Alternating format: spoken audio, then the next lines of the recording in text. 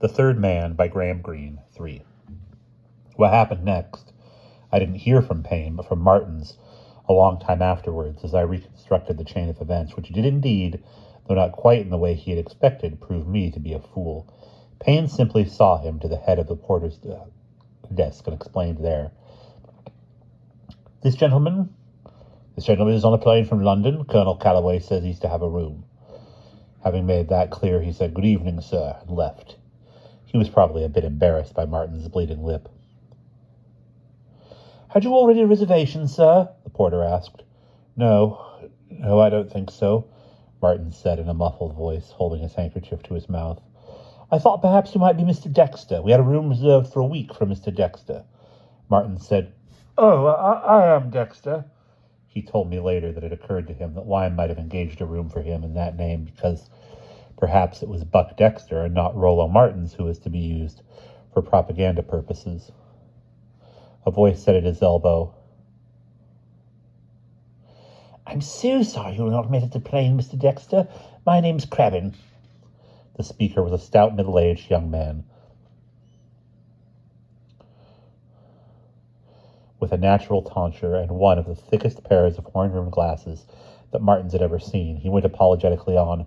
"One of our chaps happened to ring up Frankfurt and heard you were on the plane.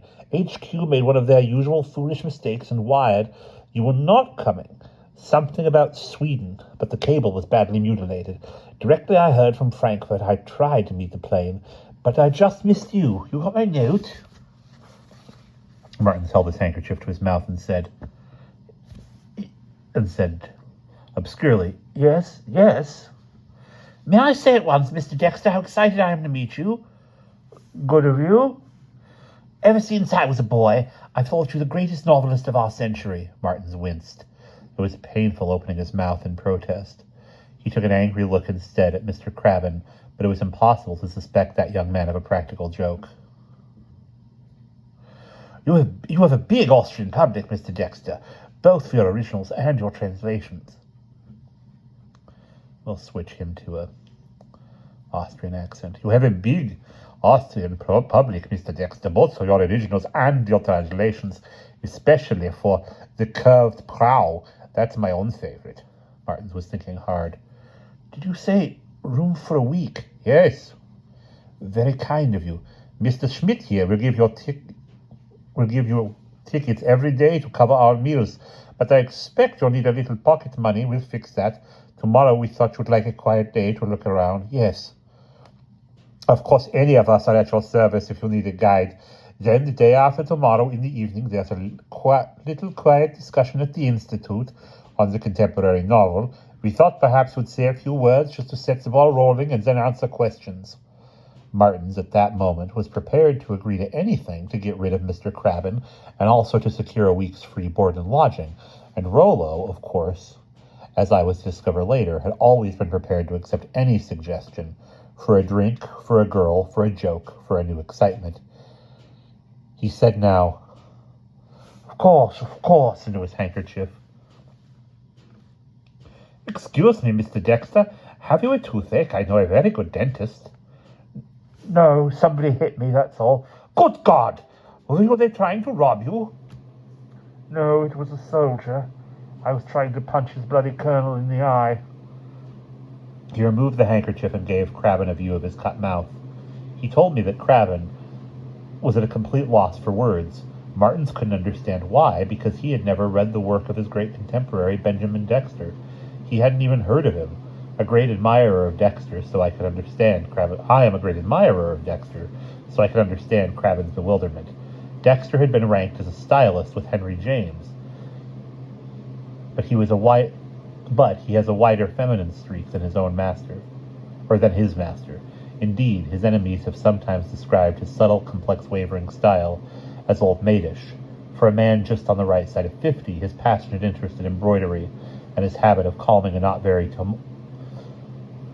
tumultuous mind with tatting, a trait beloved by his disciples, certainly to others, seemed a little affected. "Have you ever read a book called The Lone Rider of Santa Fe?" "No, I don't think so," Martin said. "This lone rider had his best friend shot by the sheriff of a town called Lost Claim Gulch. The story is how he hunted the sheriff down, quite legally, until his revenge was completed. I never imagined you reading westerns, Mr. Dexter, Craven said, and it needed all Martin's resolution to stop Rollo saying, But I write them. Well, I'm gunning just the same for Colonel Callahan. Never heard of him. Heard of Harry Lime? Yes, said Craven cautiously, but I don't really know him. I did. He was my best friend. I shouldn't have thought he was a very literary character. None of my friends are. Craven blinked nervously behind the horned rims. He said with an air of appeasement, He was interested in the theatre, though. A friend of his, an actress, is learning English at the Institute. He called once or twice to fetch her. Young or old? Oh, young, very young. Not a good actress, in my opinion. Martins remembered the girl by the grave. With her hands over her face, he said, I'd like to meet any friend of Harry's. She'll probably be at your lecture. Austrian? She claims to be Austrian, but I suspect she's Hungarian. She works at Josephstadt. Why claims to be Austrian? The Russians sometimes get interested in Hungarians. I wouldn't be surprised if Lime had helped her with her papers. She calls herself Schmidt, Anna Schmidt. You can't imagine a young English actress calling herself Smith, can you? And a pretty one, too. But always struck me as a bit too anonymous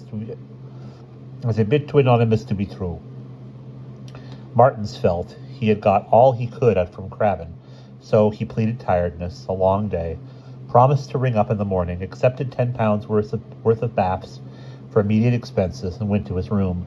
It seemed to him that he was earning money rapidly, £12 in less than an hour. He was tired, he realized that when he stretched himself out on his bed in his boots. Within a minute he had left Vienna far behind and was walking through a dense wood, ankle-deep in snow. An owl hooted, and he felt suddenly lonely and scared.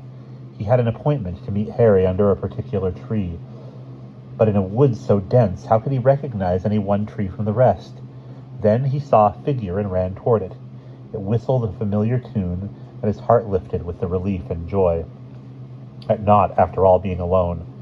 The figure turned, and it was not Harry at all, just a stranger who grinned at him in a little circle of wet, slushy, melted snow, while the owl hooted again and again.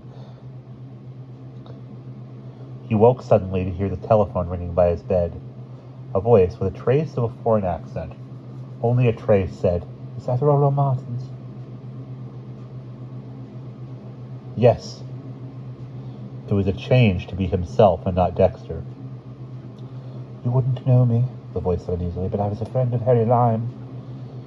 It was a change, too, to hear anyone claim to be a friend of Harry's. Martins's heart warmed toward the stranger. He said, I'd be glad to meet you. I'm just round the corner at the Old Vienna. Couldn't you make it tomorrow? I've had a pretty awful day with one thing and another. Harry asked me to see that you were all right. I was with him when he died. I thought, Rollo Martins said, then stopped. He had been going to say, I thought he died instantaneously, but something suggested caution. He said instead, You haven't told me your name. Kurtz, the voice said. I'd offered to come round to you, and Austrians aren't allowed in Sachs. Perhaps we could meet at the Old Vienna in the morning. Certainly, the voice said.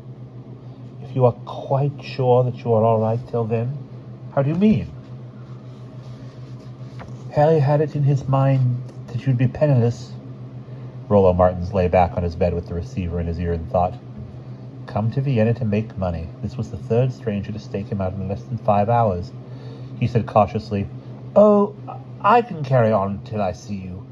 There seemed no point in turning down a good offer till he knew what the offer was. Shall we say 11 at the Old Vienna in Kardnerstrasse? I'll be in a brown suit and I'll carry one of your books. That's fine. How did you get hold of one? Harry gave it to me. The voice had an enormous charm and reasonableness. But when Martins had said goodnight and rung off, he couldn't help wondering how it was that if Harry had been so conscious before he died, he had not had a cable sent to stop him. Hadn't Callahan, too, said that Lime died instantaneously? Or without pain, was it? Or had he put the words into Callahan's mouth? It was then the idea first lodged firmly in Martin's mind that there was something wrong about Lime's death, something the police had been too stupid to discover. He tried to discover it himself with the help of 2 cigarettes, but he fell asleep without his dinner and with the mystery still unsolved. It had been a long day, but not quite long enough for that. And that is the end of the 3rd part.